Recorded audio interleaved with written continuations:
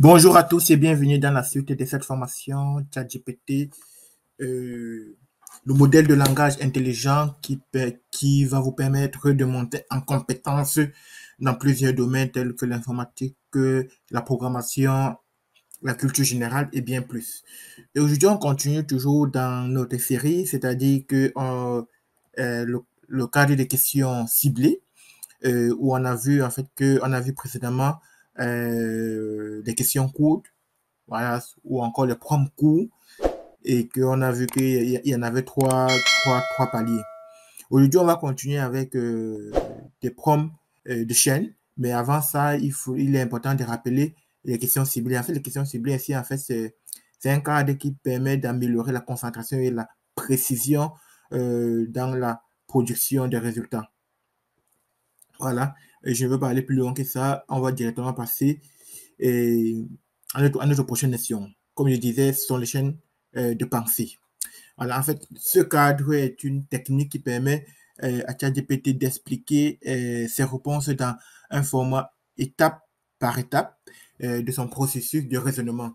Cette technique permet de s'assurer que la réponse du modèle ou alors les réponses du modèle sont transparentes et faciles à comprendre, ce qui rend les explications plus utiles à des fins éducatives et explicatives. Donc, c'est concrètement quelque chose ici qu'on peut utiliser pour pouvoir enseigner les enfants, pour pouvoir euh, faire comprendre un certain nombre de notions aux enfants. Voilà, c'est très important. Et tout de suite, on va se pencher sur la formule et puis l'explication. La formule, elle est toute simple.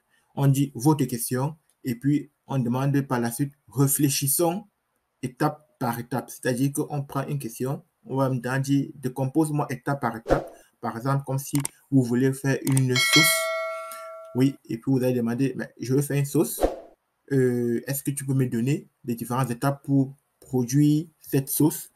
C'est exactement l'exemple, c'est exactement ce qu'on on voit dans cet exemple où on pose la question dans le premier exemple. Quel est le diamètre du Soleil? Réfléchissons étape par étape. Si vous prenez cette question et que vous la saisissez sur ChatGPT, et vous donnera bien évidemment les réponses étape par étape.